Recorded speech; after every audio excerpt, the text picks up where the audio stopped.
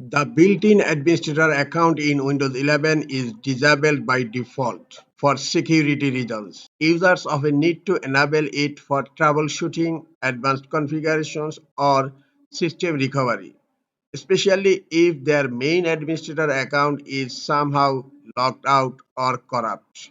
Let's get started. To enable administrator user on Windows 11 computer, right-click on Start menu, click on Computer Management. Here, expand local users and groups. Click on users. This is on the administrator user. Right click on administrator and click on properties. By default, the administrator account is disabled.